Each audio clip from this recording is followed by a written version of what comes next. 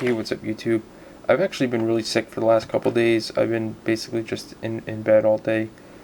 And I don't really know what's going on in the world, so I've been trying to catch up. And I figured I'd do a quick little news vid of just stuff all over the place, kind of catch up with y'all. So here we go.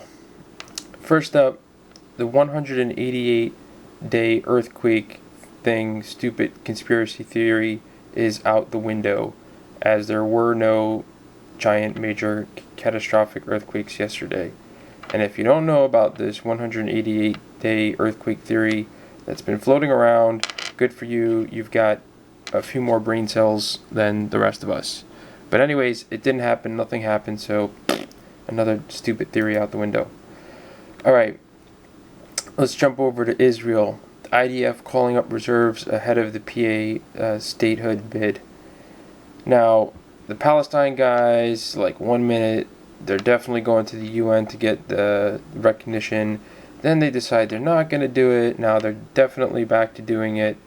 And who the hell knows what's going to happen. The whole thing's kind of nuts. But regardless, Israel's calling up reserves, and people are on edge over that whole situation. Apparently, the latest thing is that Palestine is going to go through with it, and they're going to force Obama to come out and veto it, which is what I had said originally when I had heard that Palestine had backed out of it. I was like, that's lame. They should go and they should force Obama to veto it so he could look like the ass that he is in front of the whole world. And if that's actually how it plays out, that'll be interesting. Basically, the whole Arab world is going to get really pissed at Obama if he does that. So the whole thing will be interesting to see how it plays out, and it should play out starting late next week. Over to Syria. U.S. wants citizens out of Syria. And this article goes on to say how the U.S. government has basically said all U.S. citizens got to get out of Syria because it's unstable, blah, blah, blah, blah, blah. Did a little bit of research, and when the U.S. made that claim for citizens in Libya, about 30 days later, the rebels were advancing on Tripoli. So, food for thought on that. All right. We've got...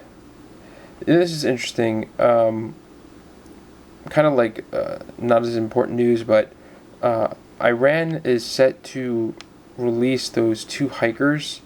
And if you take a look at the link here, I mean, where do these guys shop? They got the same clothes. It's just pretty funny. What I find funny about the story is that Iran's going to release these 2 hikers, but it was just about 20 days ago where they sentenced them for 8 years in prison. So it's kind of just goes to show you how you never really know what the hell's going on, because politics, they're politics, and they're all things going on behind back doors.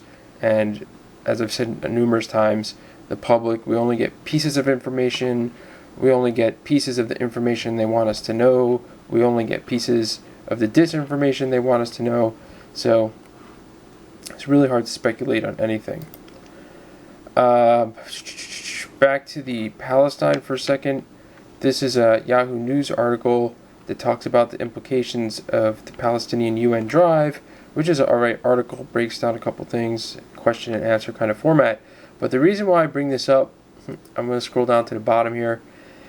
It says, U.S. officials have warned that they might cut their annual aid to the Palestinian Authority, which runs to some $450 million. $450 million every year goes to the Palestinian Authority.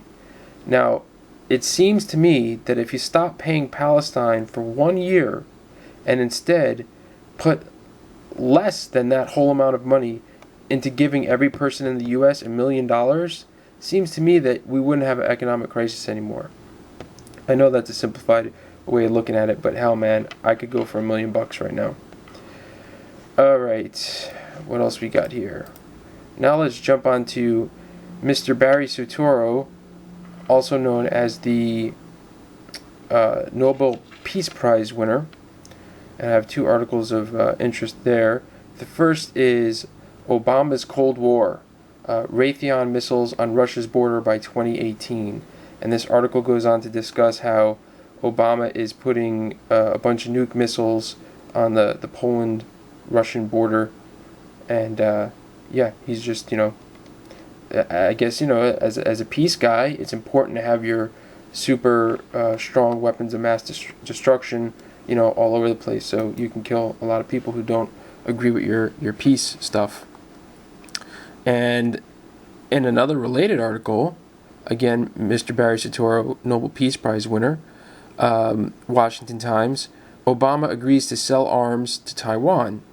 And this is a $4.2 billion deal that's going to supply F-16 jets, and it's a bunch of other stuff. Where is it? I don't know where it is. It's a bunch of other stuff too. But $4.2 billion worth of military stuff to Taiwan, which of course is going to piss the hell out of China. But again, it's Barry Soetoro. It's our Nobel Peace Prize winning president. So it's important that he does all these really important peaceful things. You may have caught this one. I believe it was on Drudge. Mayor Bloomberg predicts riots in the street if economy doesn't create more jobs soon. And he just goes on to say that the college kids are coming out of college and they have a lot of debt and there's no jobs and blah blah blah blah blah blah. Yeah, no shit. But when I see something like that, I mean, it's mostly probably posturing to get budget stuff and this kind of thing. But at the same time, a guy like Bloomberg is on the in, and he's got the script, so sometimes you got to pay attention to that stuff. That's basically it, and I'm going to make some soup and get back onto the covers. Later, YouTube.